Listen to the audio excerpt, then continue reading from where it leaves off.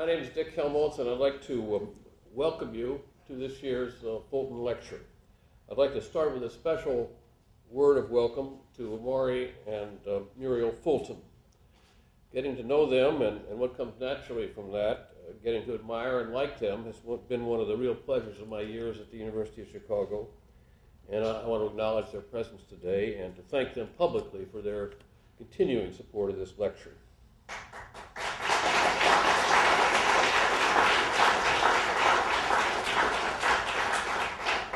The lecture this year will be given by James Whitman. I want to call your attention to his title.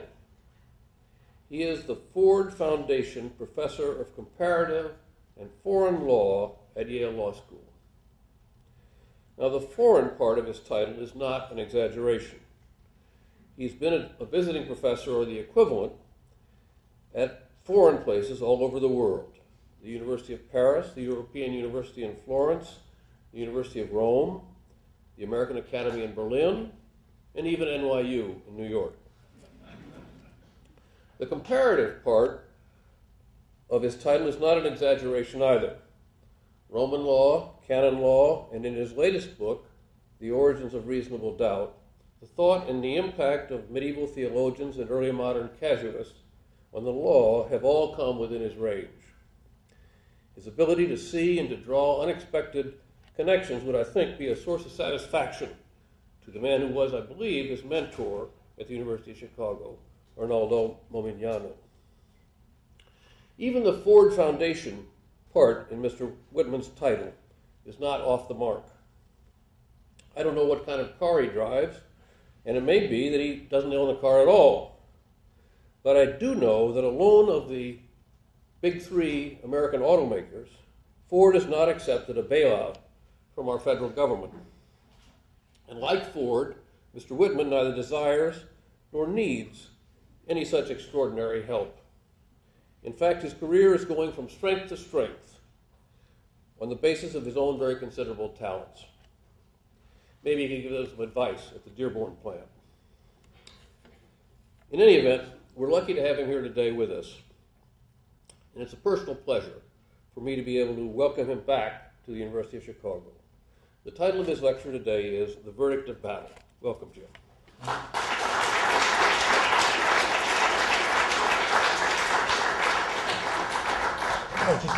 Thanks for the flattering introduction, Dick. It is just a thrill to be back at the University of Chicago, which seems unchanged and as full of excitement as it ever was to me. And my thanks also to the Fultons. Chicago is the only sort of place, I think, where donors actually contribute to such serious intellectual subjects rather than trying to get their nephews and nieces admitted, which is what seems to happen most of the ones I deal with. My topic today is pitched battles, so events like Waterloo or Gettysburg. Now, I know this may seem an odd choice for a lecture on legal history. Battles, after all, are overwhelmingly violent and chaotic events at first blush. They certainly seem to have little to do with the orderly world of the law. Nevertheless, pitched battles do indeed deserve to be thought of as institutions of law, though to be sure, unusual ones. Like a trial, a pitched battle is what anthropologists of law call a dispute resolution mechanism. In fact, a pitched battle is a remarkably contained and economical dispute resolution mechanism. It is true that the immediate participants in a battle like Waterloo are exposed to extreme violence in a setting of bewildering chaos. The experience of being a combatant at an event like Waterloo is hardly like the experience of being a litigant at trial. Nevertheless, the fact remains that the effect of staging a battle like Waterloo is to decide a dispute in a controlled setting. If conflict between warring parties can be resolved through a day of pitched battle, then violence can be prevented from spilling over to the rest of society. Having a successful pitched battle allows the combatants to decide the issue of war in a relatively contained manner, and that means that they will be spared the horrors of worse forms of warfare. And other forms of warfare, let us not forget, are far worse than battles. The alternative to a pitched battle is, after all, one or another form of total war or hard war. There have been many such forms in the history of human warfare: the siege, the chevauchée, in which medieval horsemen terrorized a countryside, the systematic pillaging of conflicts like the 30 Years' War, the Sherman-style March to the Sea, the guerrilla war, the terrorist campaign, or the modern bombing raid. These are all much more indiscriminately violent than battle. They are all much more dramatic descents into barbarism. Compared to these other forms of war, a pitched battle like Waterloo is a blessing indeed, and for two reasons. First, and most obviously, unlike other forms of war, the institution of pitched battle distinguishes by its nature between combatants and non-combatants. Second, and equally important, a proper battle can potentially end the war quickly. If the warring parties can manage to stage a decisive battle, their conflict is finished without the need for a far more destructive total war. And they can do it with startling speed, at least in principle, in its classic form, as it existed before the later 19th century. The decisive battle, like an Aristotelian drama, was supposed to last one day and no more, beginning in tension at dawn, ending in exhaustion at dusk, and so, in the best of circumstances, terminating the war by the time night fell. And such classic battles really have taken place, if only rarely. For example, Waterloo itself, which began and ended on the single momentous day of June 18th, 1815, as I'm sure you all know. Once this single day of battle had ended, the issue was decided, Napoleon had lost, the war was over, and the course of history had changed.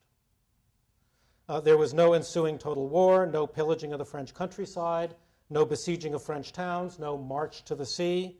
The battle had decided the conflict, and everybody accepted the decision.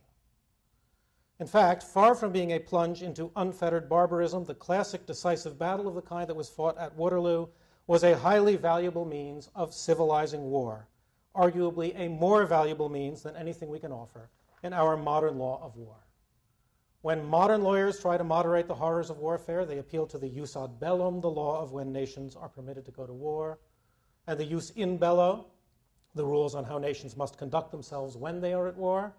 These days, lawyers also like to talk about a jus post bellum, a law of humane post-war treatment of the defeated. All of this modern international humanitarian law, as it is called, undoubtedly has some impact. But mightn't we do more to limit the horror of war if we could stage pitched battles whose verdict both sides would accept?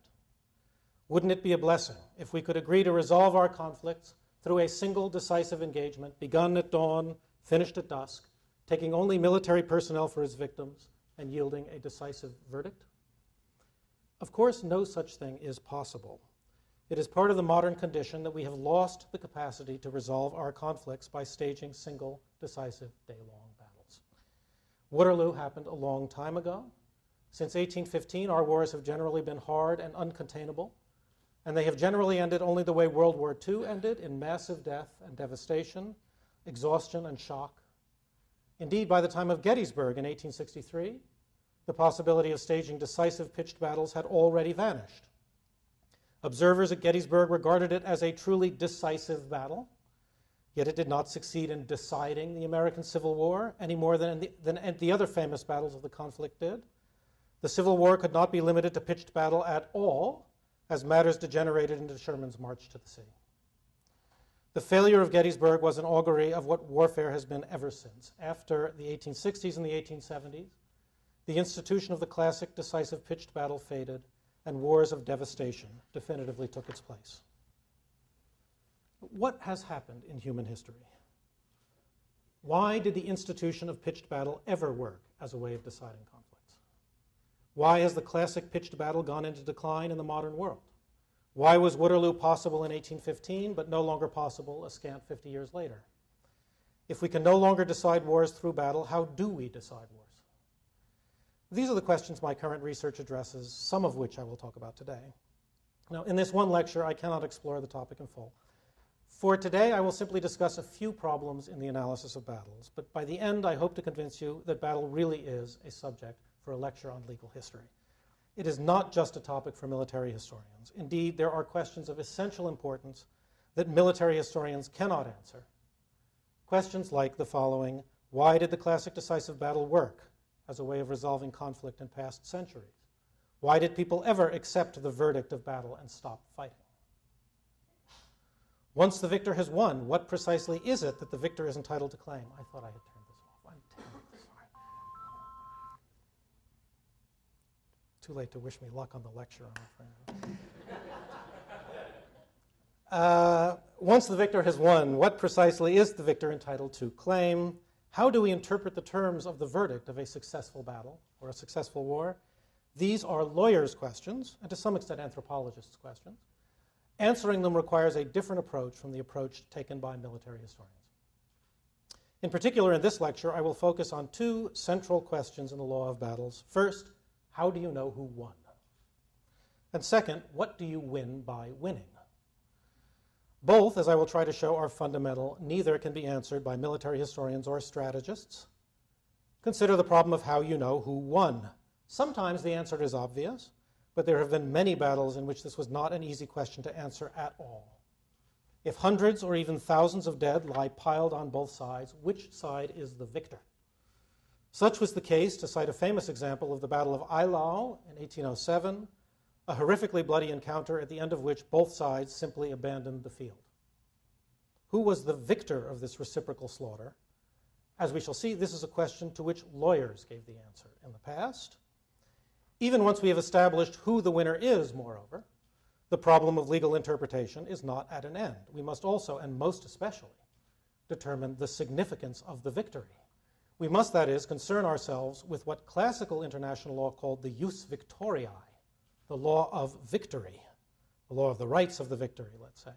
Battle and wars establish new legal rights and extinguish legal claims. How do we know what those rights and claims are? What award precisely does the verdict of a battle confer? What do you win by winning?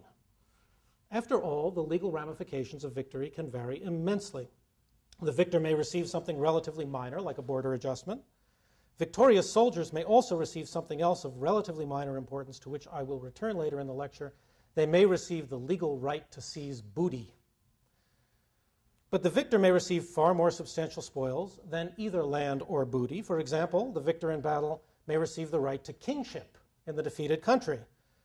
That was the right that King Henry V claimed for his house after his victory over France in the highly controversial Battle of Agincourt in 1415. This was a considerable claim indeed, and one that the defeated French eventually resisted strongly. How, indeed, can a single day of battle between a few thousand warriors have such far-reaching legal consequences, handing control over all of France to the English?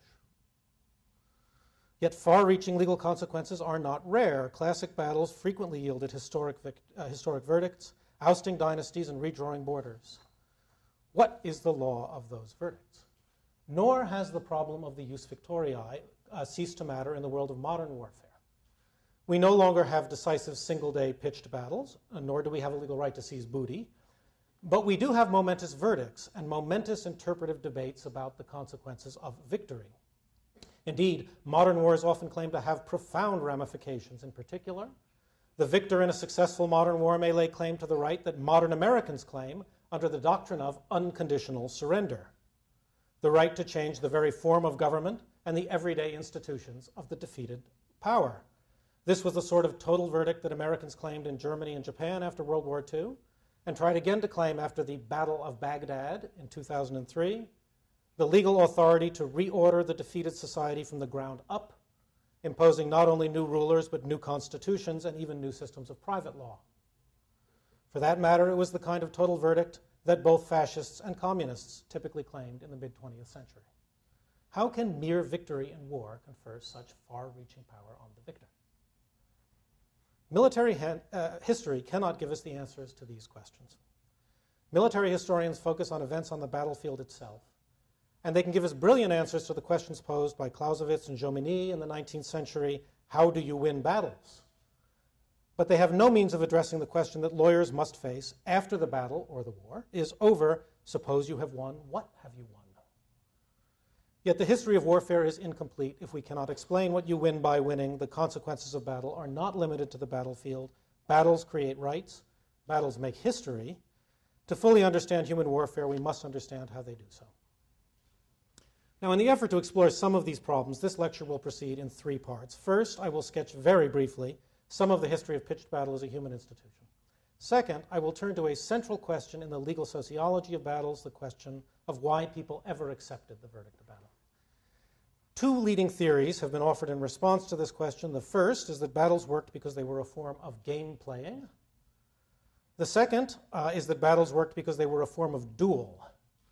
I will express some reservations about both. Third, and finally, I will turn to a famous and fascinating technical problem in modern military history, the problem of the transition from the so-called linear warfare of the 18th century to the so-called battle of annihilation in the Napoleonic period and after, as I will try to show this much debated and fateful transition is incomprehensible unless we bear in mind the fundamental importance of the two questions of legal interpretation I've just described. How do we know who won? And what do you win by winning? I begin by sketching very, very briefly the general history of battle. Pitched battle is, as far as we can judge, a very ancient human institution. The institution of pitched battle certainly did not always work in the pre-modern world. Human beings are fierce animals, and there was probably never an age when they were routinely willing to resolve their conflicts by staging a ritualized, contained, pitched battle. Nevertheless, when we look upon the human past before the mid-19th century, we find many examples of ritualized battles, some of them almost astonishing. The ethnographic literature suggests that primitive pitched battles do not take place very often, but when they do, they are, like Waterloo, remarkably contained events that can resolve conflicts between neighboring communities at very low human cost. Throughout the world, as one ethnographer writes, primitive battles, whether they last a few hours or a few days, are commonly terminated by agreement after each side has suffered a few serious casualties.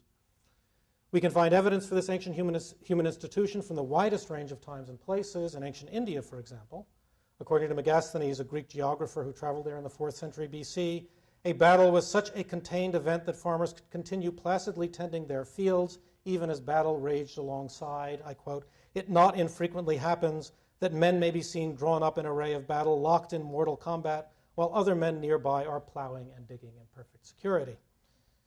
The Greeks themselves laid down careful ritualized rules of battle, which allowed them, at least occasionally, probably not more than that, to achieve contained resolution of conflict. Ancient China offers similar examples, so going farther afield to cultures like that of the Aztecs.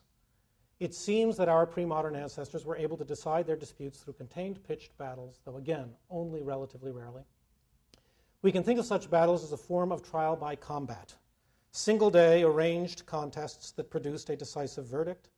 Some of the most important instances for my purposes come from the European Middle Ages, which established patterns that were still alive at the time of Waterloo. Most medieval warfare did not consist in battle, but when great matters were at stake, when certain legal results were required, pitched battles were frequent, and indeed de rigueur. A would-be dynast like William the Conqueror had to lay the legal foundation for his claims by winning a decisive single-day battle like Hastings. Medieval history is indeed a long roster of major events linked to decisive battles. There was, moreover, a law of battles in the Middle Ages, which insisted on their resemblance to trial. It was a commonplace among medieval observers that a pitched battle was a judicium, a judgment, and more particularly a judgment of God. Nor did such ideas die with the Middle Ages. 17th century pioneers of international law like Hugo Grotius still regarded battles as closely akin to trial by combat. And even in the 1760s, Blackstone was still defining war as, quote, "an appeal to the God of hosts to punish such infractions of public faith as are committed by one independent people against another, neither side having any superior jurisdiction to resort to upon earth for justice." Pitched battle is thus old indeed and widespread, but why did it ever work as a means of resolving conflict? Here I turn to my second topic. Why were humans ever willing to accept the verdict of battle and cease fighting? Now, this is manifestly a fundamental problem in the sociology of battle, and it is closely related to a fundamental problem in the sociology of trial. When it comes to trials, sociologists ask why it is that litigants accept the verdict instead of fighting on. Why do people lay down their arms simply because a judge declares one of them the victor and go home? Precisely the same questions can be asked about pitched battles. Why do the vanquished cease fighting, accept the verdict of the battle, and go home? Why do they not fight on until the last civilian is dead and the last home burned? Well, how does a battle like Waterloo work? This is a question that has been attacked by some very fine legal and social thinkers, notably Johann Huizinga and Carl Schmitt. Huizinga argued, that's Huizinga, I'm doing my best Dutch pronunciation. Huizinga argued that pitched battles worked because they were a form of game-playing behavior. That people accepted the outcome of battle in the same way they would accept the outcome of a soccer game or a tennis match. When the buzzer sounds and one team is ahead, the battle is over. Clausewitz and Schmitt, and many others as well, argued that pitched battles were a form of dueling, that honorable people accepted the outcome of battle in the same way they would accept the outcome of a duel. 18th century warfare in particular, Clausewitz and Schmidt believed, belonged to an aristocratic culture of dueling. David Bell, prominent French historian, is the most recent scholar to embrace this interpretation. These explanations are dominant indeed in our literature. This is especially true of the notion that 18th century battles were a form of aristocratic duel, which is a commonplace not only among military historians but also among international lawyers. As Henry Stimson put it, for example, 18th century wars were fought according to the punctilios of the duelist's code. This implies an obvious and widely embraced answer to the question of why the practice of pitched battle has vanished. That culture vanished, as Schmidt argued, because the old courtly values of chivalry and dueling with open weapons went into decline. Now, there is certainly some truth in both the game analogy and the dueling analogy. Nevertheless, I think we must begin by recognizing that neither is fully satisfactory. The game-playing explanation clearly cannot do the work of explaining historical change. If humans are naturally and universally disposed to resolve their conflicts through games, why has their behavior changed so radically over the centuries? Manifestly, we need some further explanation, nor is the familiar dueling analogy fully satisfactory. This is in part for the straightforward reason that no adequate explanation can focus exclusively on the 18th century. It is clear that we must widen the historical lens. Battle culture did not emerge for the first time in the aristocratic 18th century, nor did it collapse for the first time in the 19th. The institution of pitched battle played a centrally important role in the Middle Ages, only to suffer an eclipse during the wars of religion. The transition from the 18th century to the 19th century was preceded by a parallel transition from the 15th to the 16th. We must be prepared to understand both episodes in the history of Western warfare. Indeed, if we want to wrestle with the problem of battle at its full fighting weight, we must push the story further back than that. Pitched battle is an ancient and widespread human institution. This implies that if we want to address the problem of battle honestly, we cannot restrict ourselves to European history. We must recognize that European battle has a kinship with battle in Papua New Guinea and warring states China as well. It simply will not do to write history of 18th century European aristocratic culture. We need a deeper account of the place of pitched battle in human society. Moreover, even if we maintain our focus on the 18th and 19th centuries, we must recognize that the chronology of the history of battle does not fit comfortably with a focus on 18th century aristocratic culture. If pitched battle was a form of 18th century duel, and if the culture of dueling was smashed by revolutionary ideologies, then the practice of battle should have collapsed after 1793 or so. Yet far from collapsing, the practice of battle reached its very height during the Revolutionary era, and especially during the Napoleonic period. This was the age of Saratoga, Valmy, and most especially of Austerlitz, Jena, Waterloo, and the rest of the lustrous roster of heroic Napoleonic battles. Why were such battles still taking place after the dawn of the age of mass ideologies? I have more objections. I won't raise them all. Something is missing in both of these standard theories. And as I move to the third part of my lecture, I now want to offer a different sort of account. My account focuses squarely on the place of the law of battles and the role it played in the transition from 18th century linear warfare to the 19th century battle of annihilation. As I shall try to demonstrate, even technical questions in the history of military strategy and tactics cannot be fully understood without a knowledge of the law. Now, let me begin by describing and outline the famous transition in question. So what was the linear warfare of the 18th century, and how did it differ from the battle of annihilation in the 19th century? Here I have to summarize in very sketchy ways some technical issues in military history. In the prototypical form of the linear warfare of the 18th century, clashing armies lined up opposite each other on relatively open fields. Once the initial process of lining the troops up was complete, this process could take many hours, the opposing infantrymen advanced toward each other, sometimes rapidly, sometimes slowly. These infantrymen carried flintlock muskets, which raises an important issue in military technology, because muskets, unlike rifles, are smoothbore weapons. They cannot easily be effectively aimed. Accordingly, the troops in 18th century linear warfare approached each other very closely, proverbially until they could see the whites of the eyes of the other side, and then fired in volleys, hailstorms of unaimed fire. Cavalry charges and artillery barrages also played important roles, but I'm not going to describe that. Now, the casualty rates in linear warfare could be staggeringly high, sometimes 40%.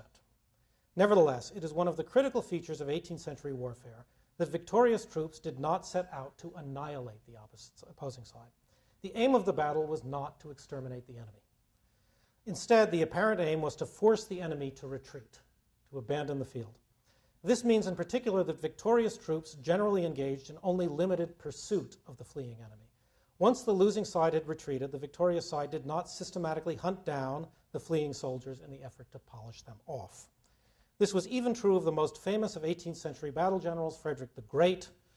Frederick often missed chances to finish off his victories by annihilating the enemy.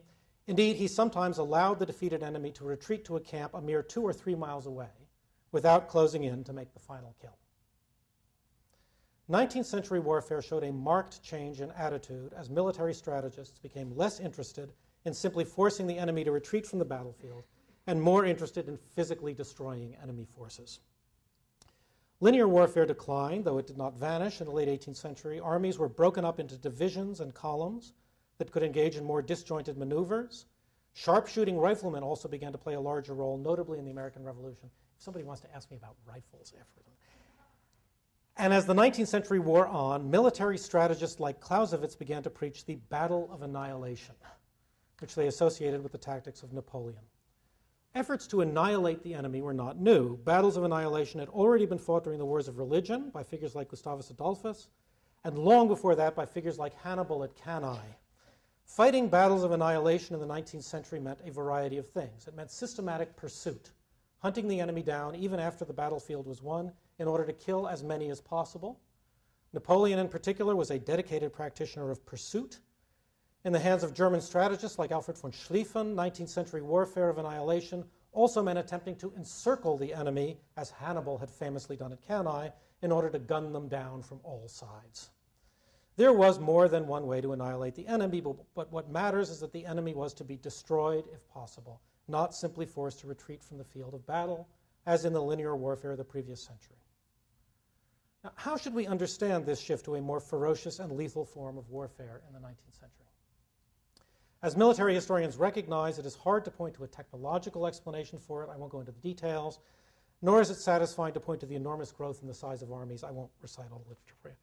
In fact, the most commonly accepted explanation has little to do with technology and is only marginally related to the growth in the size of armies. The most commonly accepted explanation has to do with the decline of aristocratic culture.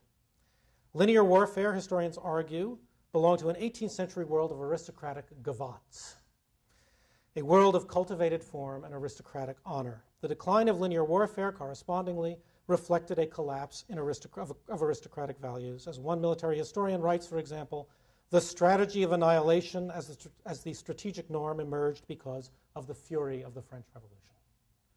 There are many versions of this argument. Basil Liddell Hart offered perhaps the most famous version when he denounced Clausewitz, the apostle of the Battle of Annihilation, as the Mahdi of the masses. Warfare of annihilation, by this account, is democratic warfare. It is the warfare of mass society. It is also much more decisive warfare because 18th century wars were gavots, courtly aristocratic dances, mere duels. They rarely resolved anything. Only when figures like Napoleon mobilized masses to fight smashing victories like Austerlitz did war take its modern decisive turn. Now, I think there are some things that are right about this familiar interpretation, but many that are wrong, most of which I cannot explore here for the moment. I simply wish to show that despite its undoubted merits, I don't know if I have military historians here, our literature on the great strategic transition from linear warfare to battles of annihilation has missed something of basic importance because historians have not reckoned with the law of battles. The great transition involved a neglected but fundamentally important breakdown in the legal conception of battle, a basic change in how Europeans answered the two questions I laid out before: how do you know who won, and what do you win by winning? To show this, I now turn to pre-modern law, beginning with the first of my two questions of legal interpretation: how do you know who won? What was the legal measure of victory on the battlefield in the 18th century, the age of linear warfare? The basic answer was given by Hugo Grotius, founder of modern international law at the beginning of the 17th century, and regularly repeated thereafter. The winner, according to Grotius, is the one who forces the other side to flee from the field of battle. Grotius was quite firm about this, insisting that no other measure of victory counted. The only issue was the issue of who had fled, abandoning the field. Thus, he rejected other possible definitions of victory, including one of the most appealing. He rejected, at least implicitly, the idea that the victor was the side that had suffered the fewest casualties. The sort of measure of victory that the Americans tried to apply in Vietnam, for example, comparative body counts, had no legal importance in the theory of Grotius. The only thing that mattered was forcing the enemy to take flight. Grotius's answer was regularly repeated in the 17th and 18th centuries. All lawyers agreed that the technical route to victory was to force the other side to retreat from the field of battle. I cannot discuss all of the law on this matter. I will simply observe that this was an answer with a very long legal pedigree. In the Middle Ages, the test of victory had also involved getting control of the field of battle. Indeed, the technical medieval rule required the so-called sessio triduana, the 3-day sit-down. This was a procedure borrowed from feudal property law, which sometimes required claimants to real property to stay in physical possession of that property for 3 consecutive days. The same rule applied to battlefields. You had to sit there for 3 days. As this, amidst all the corpses, more to say about that too. As this suggests, the law of war was, as it were, an advanced subject in the law of property. It was a way of claiming possession of something, in this case the battlefield, by forcing the enemy to flee. Now, this legal definition of victory, forcing the enemy to flee, is of manifest importance for understanding the linear warfare of the 18th century. Why did generals like Frederick the Great not systematically pursue and hunt down their enemies? Why were they mostly content simply to chase the enemy from the field of battle, engaging in limited pursuit? The answer, in part, is that the legal victory had already been won once the enemy fled. This is important for understanding many 18th century battles. Take, for example, the famous, to those who study these things, Battle of Malplaquet in 1709. In that battle, Louis XIV's troops were successfully driven from the field of battle by the English and their allies. However, the English suffered horrific casualties. Modern military historians accordingly like to argue that Malplaquet was really a victory for the French, since they had fewer casualties. From the purely military point of view, they argue it was the English who lost. But I put it to you that we cannot understand 18th century warfare if we see it simply from the purely military point of view. We must not confuse the question of, must not neglect the fact that by law the English had won. Even if at horrific cost, we must not confuse the question of material cost with the question of legal gain. And we cannot appreciate the full value of such a legal victory, though, until we turn to the second of my legal questions: what do you win by winning? Suppose the other side does flee. What do the winners receive? Here I will begin with a forgotten topic in international law, the law of booty. What was the law of booty? Early modern soldiers had a legal right, enforceable in court, to the booty they seized. This could be a remarkable right indeed. For example, if victorious troops seized negotiable instruments, they had a wholly valid claim against the makers of those instruments in court. The same was true of every other form of personalty. If you grabbed a necklace or a cow as booty, that necklace or that cow was yours. The booty of battle could sometimes be magnificent indeed. For example, when Swiss soldiers defeated Charles the Bold of Burgundy in the late 15th century, they seized a fabulous trove of artwork he had brought with him to the battle, including superb paintings and tapestries now in Swiss art museums. Battle was a princely activity, and princes and high commanders brought riches with them when they came, and those riches could be seized. This right to seize booty was fundamental to the management of warfare, since it offered an essential tool for motivating troops. Soldiers, after all, ran a horrific risk of death in battle. 40% casualties, as I said. How do you get them to fight when the only rational act is to run away? As early modern commentators often observed, the best way to motivate troops in the face of death was to hold out the promise of rich booty. The law of booty was thus one way that troops were encouraged not to flee the field of battle. Another way was to station non-commissioned officers behind the lines to shoot anybody who tried to run. But the law of booty presented a critical legal question. When exactly did troops have the right to seize booty? Surely just grabbing loot was sometimes unlawful theft rather than lawful booty. What distinguished booty from theft? The answer given by the law was the same as the answer given by Grotius. As the standard articles of war, the law governing booty declared repeatedly, soldiers had no right to booty until they had driven the other side from the field of battle. I quote from some of the many regulations promulgated in this period, quote, "No man shall begin plundering until the field of battle has been conquered on pain of death." Quote, "Until the enemy has been forced to flee, nobody shall begin engaging in booty or rapine." Here we receive an answer of the crassest material kind to the question, what do you win by winning? If you were an ordinary soldier, you won booty, and you won it by forcing the other side to flee from the battlefield. Given that rule, is it surprising that 18th century troops had no great interest in hunting down the enemy in flight? Their payday began when they forced the enemy to retreat, though they were still supposed to await the all clear from their captains. We must indeed await an era of high ideology before ordinary soldiers would be willing to risk their lives hunting down the enemy rather than just grabbing swag to which they had an enforceable legal right. Nor is it just a question of what ordinary soldiers won by winning. We must also ask what figures like Frederick the Great himself won by winning. Here again, the tale is quite incomplete if we forget the law. A technical victory on the battlefield did not result in a Clausewitzian annihilation of the enemy, but it did offer a valuable bargaining chip in diplomacy.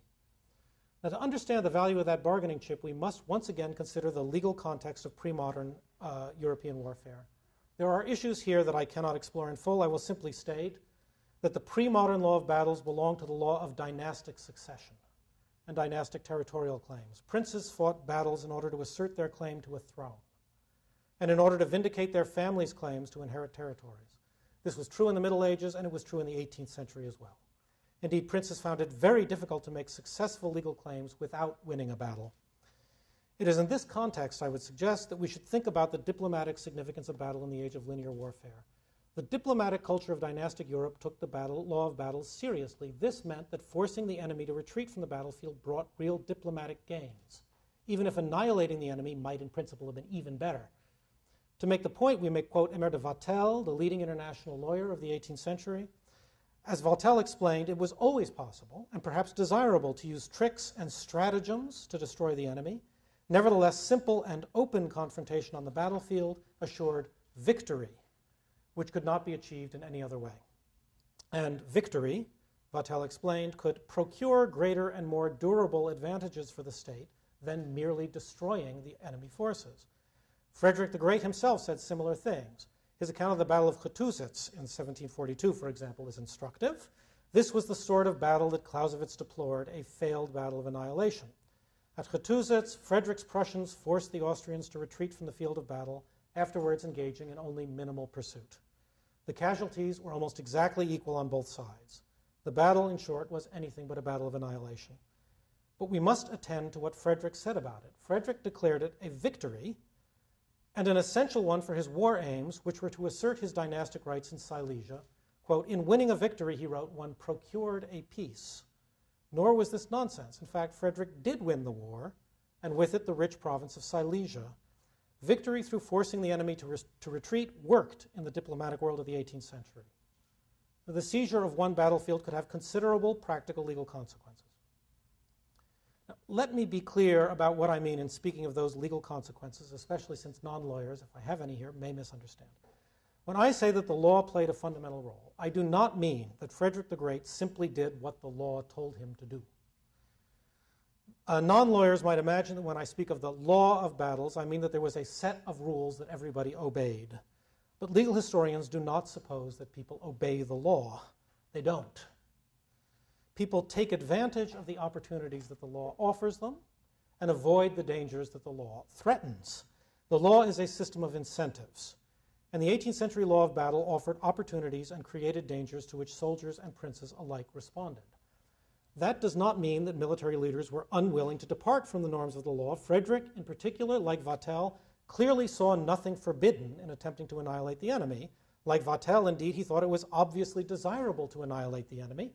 If he nevertheless rarely sought to do so, it is because the structure of legal incentives in his world made annihilation an unattractive option, since simply driving the enemy from the field could achieve so much.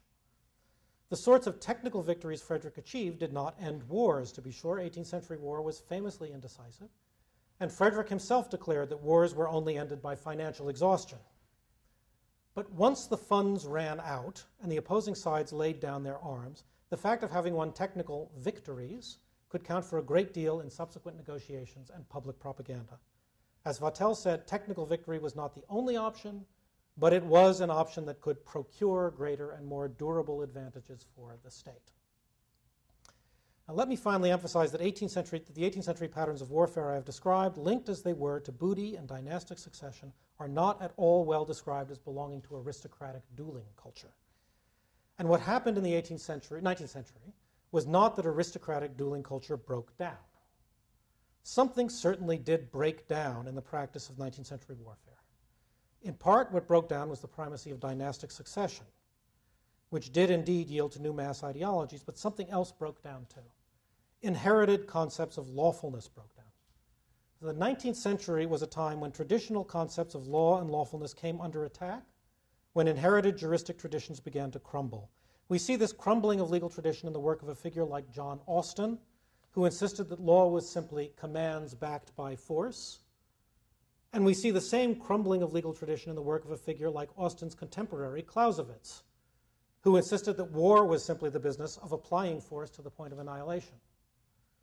When Clausewitz and others like him embraced annihilation, what they abandoned was a long-standing legal conception of battle, deeply integrated into the law of dynastic succession and with old roots in medieval real property law. There is, of course, much more to say about this secular decline in the attachment to lawfulness, but my time is up, and for now I will simply conclude briefly. It is a commonplace that the 20th century saw a transformation of the relationship between law and war. Making war was a wholly lawful act for most of human history, whereas since the 1920s, international lawyers have made a massive effort to outlaw war, even to criminalize it. What I have said today is, I suppose, simply one chapter in that familiar story. It's a chapter in the history of war as a lawful act when war was still lawful. But I hope I have shown how riveting and complex the details of that familiar story can be. I also hope I have given a taste of how ambiguous the lessons of that familiar story are. Outlawing war sounds like a mark of grand progress in human civilization. But when we look close, we sometimes discover that we have left behind a world of law for a world of annihilation.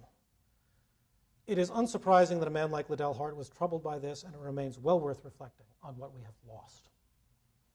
There I am.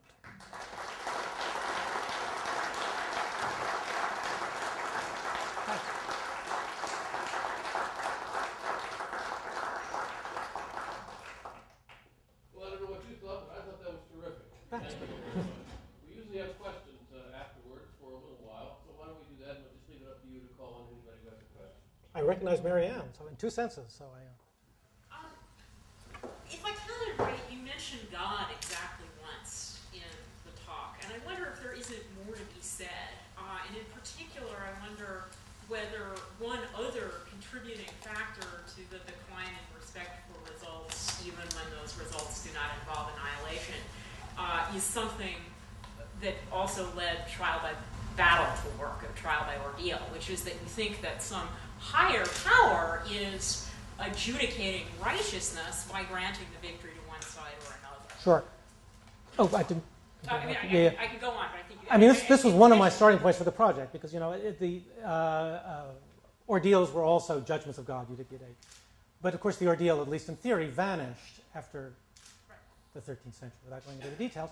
Whereas battles remained judgments of God. Well, this is interesting. How come this one form of judgment of God survived when the others vanished? And indeed, this was one of my starting points. I'm talking about the Middle Ages. One does want to talk about it. I do think there's more to say about it, though, than that. And I'll say, my initial hypothesis in talking about things was that taking exactly the approach you're suggesting is the best way to explain why the medieval culture of battles, which I haven't described, which is very complicated, broke down in the wars of religion.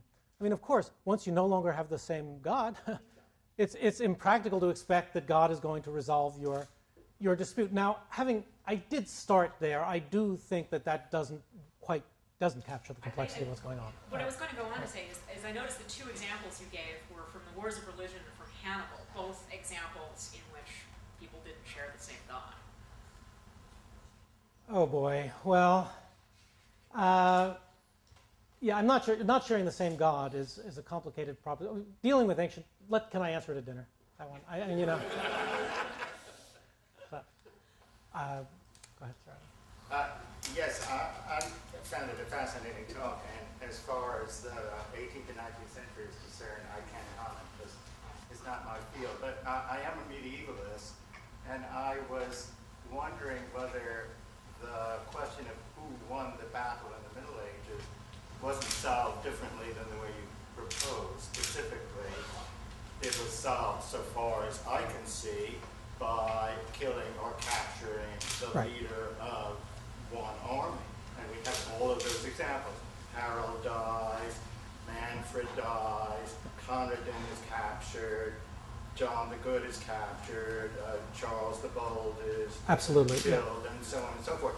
Everybody knows, as I recall in the Battle of Poitiers, once John the Good was taken prisoner, they agreed to lay down their arms. They didn't surrender the field. Yeah, I mean, of course, I haven't given a detailed account of medieval warfare in this paper, and even in the course of my answer to Marianne, I alluded to the fact that I hadn't. But you're exactly right. You're exactly right. There's much more to it. I just wanted to talk about this particular aspect of medieval legal doctrine because there's a history to be told about how it ends up, how we get from there to the legal doctrine of the 18th century.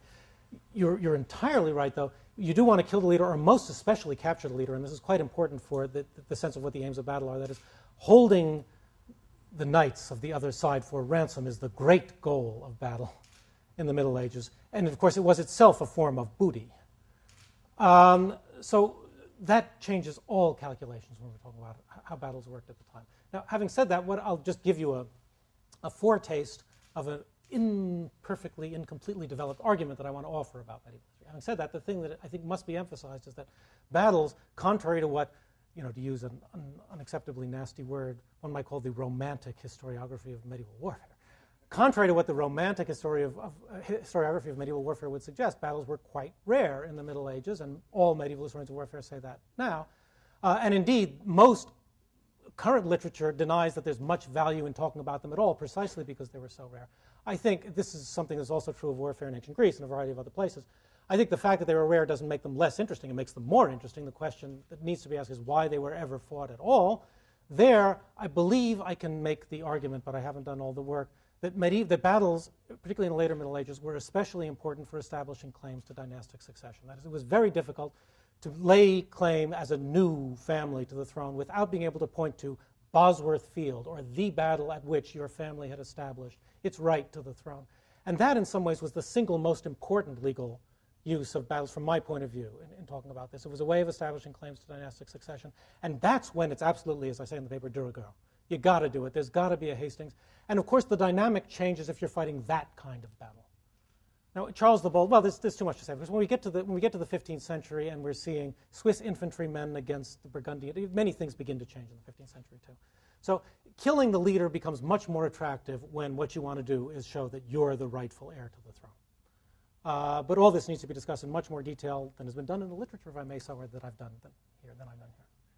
Go ahead, Tom. I'm wondering what the consequences are for violating implicit laws that in the law of battle. So was there a jus in bello, and would that affect your claim to dynastic succession down the road if you violate it? Sure, yes, although it's a hard problem. The classic example, I'm just going to answer with an example if I may. The classic example in which we see this problem arising is another one about dynastic succession, which is Agincourt. Now, the English unambiguously won the battle at Agincourt, right? But they did it through the use of longbows, which the French objected to very forcefully. They also, rather than ransoming their prisoners, killed them en masse, which is not done. But this is quite interesting, particularly because for a while, well, I'll say, these medieval battles are fascinating, I must say. What we see with a battle like Agincourt or Bosworth Field is the typical phenomenon, which is that it takes a few years to decide that that was the battle. So the treaty, in that case, the Treaty of Troyes, doesn't show up until 5 years later. But for a while, 5 years later, it seems clear that the result of the battle is that the English won, and the consequence of the battle is that not Henry himself, but his child, will succeed to the throne of France. Nevertheless, you see this, what's sometimes called a nationalist uprising. I'm not sure whether it's a nationalist uprising or not, but a great revolt against the notion that a battle that wasn't fairly fought could possibly serve as the foundation for that kind of legal claim. And by the way, people in France still say this. There was a conference on the Battle of Agincourt last summer in which, the resentment still had not successfully been laid to rest in France over this damn battle. But there is the case in which you see it. How often you see that, though, I don't know. If I could just give a slightly longer answer. I mean, this is a puzzling kind of law, as I say, and I tried to say that in talking about Frederick the Great. Most of the time, everybody understands that, of course, you can do all kinds of Machiavellian things in order to win. And in all periods, it's recognized that you'll, pull some tricks sometimes. And even the moral philosophers who are usually, sticklers, these same moral theologians I wrote about in the last book write about battles, and they ask the question whether you can use stratagems. Like, can you attack the other people from behind? And they say, well, you really shouldn't do it, but it's a war, so I guess you can. So the larger answer to your question is, when it comes to war, even though people recognize their rules, they nevertheless recognize that this is a form of activity in which the rules just don't hold that much all the time. But again, I would say what I said before. This makes it more interesting and not less as a topic for legal historians. It's an unusual marginal subject in law. Go ahead, Martha. Yeah, I'm just about the last 5 minutes. I was a little surprised to hear you say that it's only in the 20th century that we came to have the view that there was something illegitimate about war itself, because I guess it would seem to me that from Cicero on, there's the thought that to use violence, for human beings to use violence against other human beings is in principle illegitimate. And it's only under very narrow circumstances of when you've been attacked, the whole just war theory, that it attains a certain limited legitimacy. But it's precisely because it's fundamentally illegitimate that you want these restrictions. All right, the minute such and such happens, then you have to leave off. And Ferocious similarly, starts the whole thing off from, well, men are built for concord and mutual sociability, and it's precisely for that reason that you have to limit it in the way that he does. Right. Well, I mean, I'm just repeating the standard line you'll see in the history of the literature when I say that. What international lawyers generally say is not entirely different from what you said. There are narrow circumstances. The standard view is the view you see a version of in the Blackstone quote that I gave. That is, it's where there is no human jurisdiction that you must use law to pursue your claims. Now, of course, according to medieval theologians, the war must be just. And by the way, according to the medieval theologians, if the war is just, you have a right to your booty, which means that what you'll end up litigating about is whether or not this was a just war in which you seized this cow, or whatever it might be, interestingly enough. But what I would add there, by the way, I hope it seems an answer, is that you must read a little beyond the standard, outside the standard literature in medieval theology, to what's said by other lawyers who portray just war in very interesting terms. They'll say, a just war is a war for the standard reasons you'll see in medieval theology of just war. And they'll say, or in order to claim an inheritance that has been denied you, which is always added. And there you see the importance of the dynastic succession questions that I'm talking about. But the short answer is what they say is, of course you shouldn't do this. If there were some court to which you could appeal, you should go to the court, but there isn't. That's the standard line for many, many, many, many centuries. So the underlying thought that to use violence against human beings is there's something wrong with that. Absolutely. Not only is there something wrong with it. The whole structure of the doctrine. Not only is there something wrong with it, but as you know, if the war is not just what you do is murder. And people are quite seriously, I will insist, quite seriously concerned about that problem. But if it's done properly, especially in the tradition of St. Augustine, there's a way of, then it's not murder. I hope I'm being just on that question. To what extent is the change that you're talking about simply a matter of the change in technology? Not military technology, the rifle, musket, and maneuver, but the technology by which the throne can mean control of the state. I mean, there's transformations in communication and movement that occur in the 18th and 19th century that make it possible for the throne to control the state, to control people in a way that wasn't the case before. And so the stakes go up. So it's not just a matter of the honor of the throne. It's a matter of it mattering whether you dominate and can marshal the resources from all these millions of people. Well, look, I'm not sure that I would agree with your formulation. We would have to spend some time talking about it. But I do agree with the baseline point, which is the baseline point in the whole project. The question is how big the stakes are. That is, that you have to spend a lot of time saying it carefully. But basically, battle works as long as the stakes are relatively limited.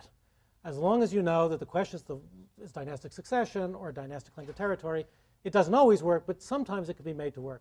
When the stakes get too great, the institution collapses. It wasn't the collapse of, and I think it's kind of obvious, but it wasn't the collapse of dueling culture or anything like that. It's that by the middle of the 19th century, not just the American Civil War, but the Franco-Prussian War, which is in some ways the more interesting example, the stakes had gotten so high that you couldn't fight battles anymore. Now, a lot more needs to be said, I'll say, because, as I mentioned in the paper, I said there's a lot more to say about the topic. The period of the French Revolution is the classic period of battles, and of course the stakes were very, very high in the period of the French Revolution, so that a lot more needs to be said to explain how this happened. But in the end, if your bottom line is, it matters how high the stakes are, that's my bottom line too. You just have to spend a lot more time explaining exactly what went on. I should move to the other side of the room, I think, somehow. At the back? Dr. Whitman.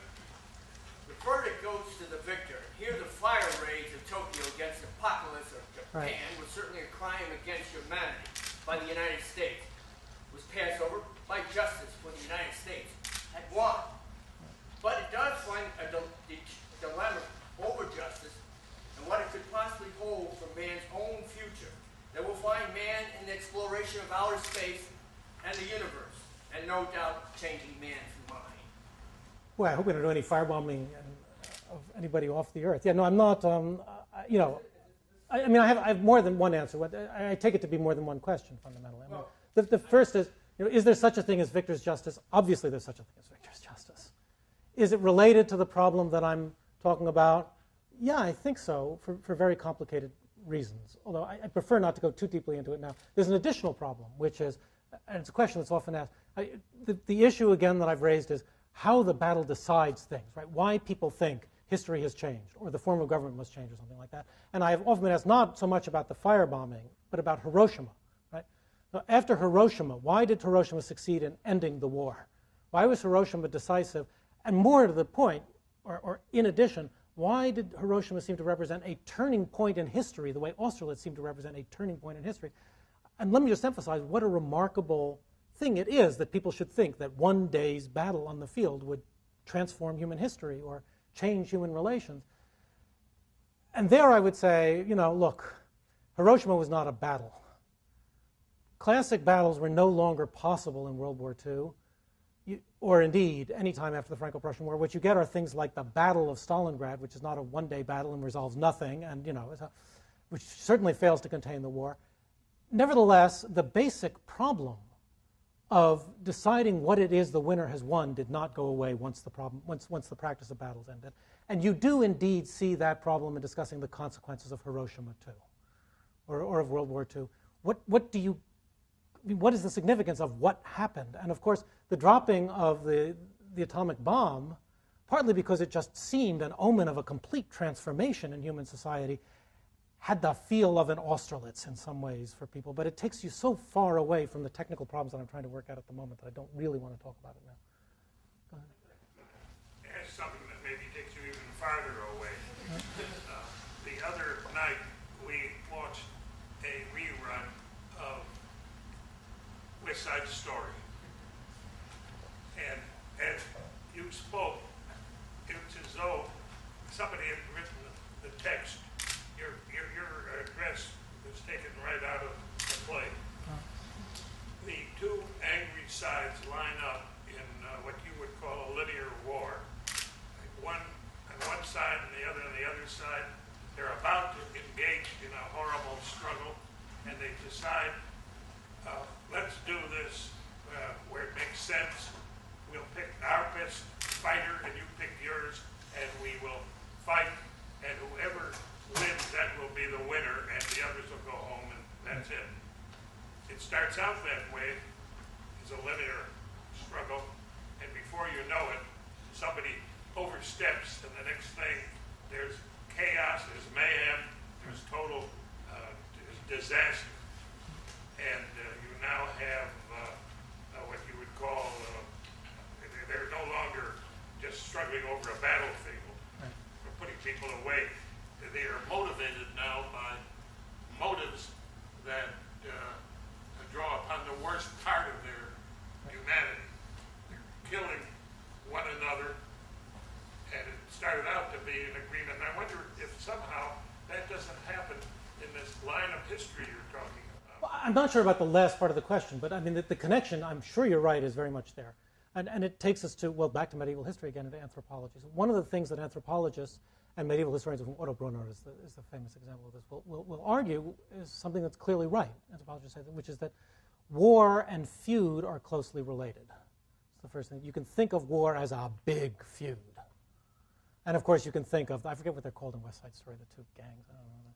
But, oh yeah, the Jets and the Sharks. You know, this is a form of feud. And it's a question that's often asked about medieval warfare. Well, was it really a feud? Now, so you're by no means the only person to think there's a connection between these two patterns of behavior. There is certainly a connection between these two patterns of behavior. There's also a connection on the level of single combat. That is, it is indeed the standard view of war, or a battle rather, among medieval lawyers and many others, that it's simply a single combat writ large. And indeed, it was standard for the contesting princes to challenge each other to single combat first, before having their opposing armies meet each other.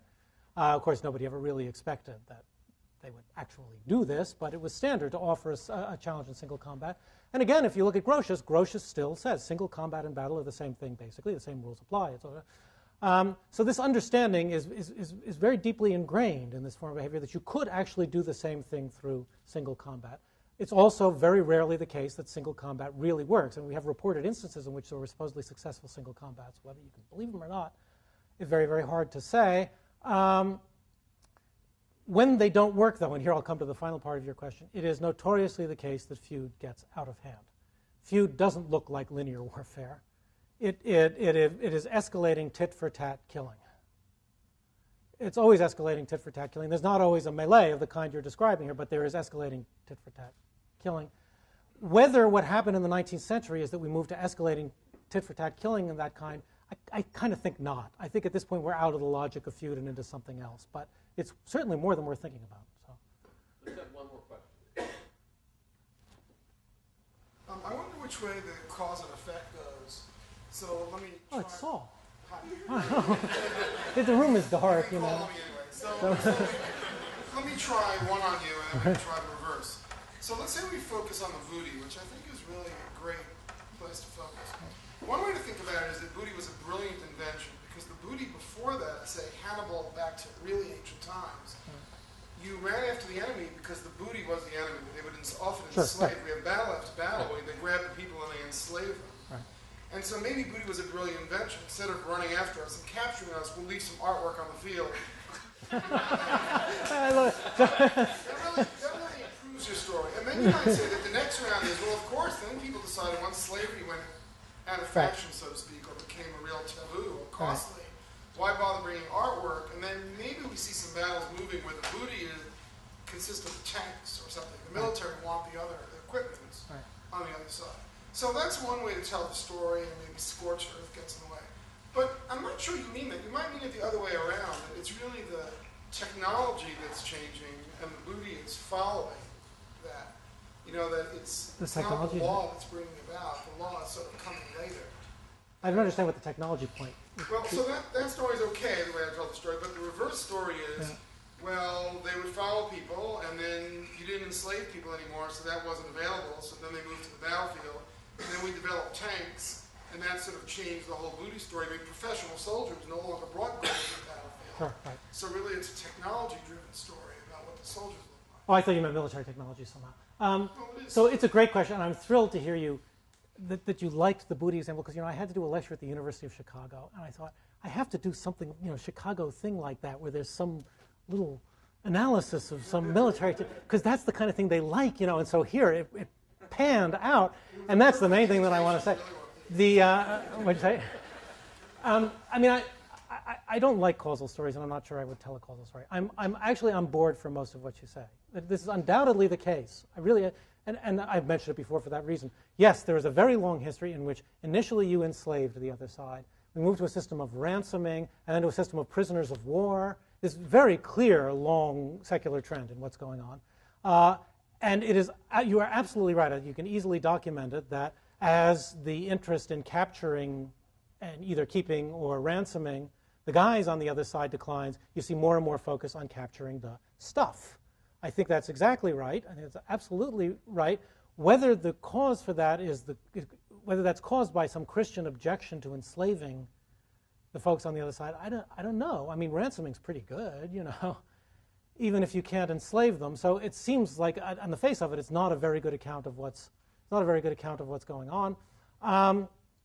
There was, however, another big change, if you want to point to a technological change in military practice, a story, try to find one, which is that knightly warfare became much less important and infantry warfare became much more important. And holding infantrymen for ransom is not nearly as profitable as holding knights for ransom. And maybe it's there that we really see the transition for that reason. I will inform you, though, that one thing that's clear in all the law is that soldiers can never seize the military material. They can't take the guns or things. Those have to be turned over to their commanding officers.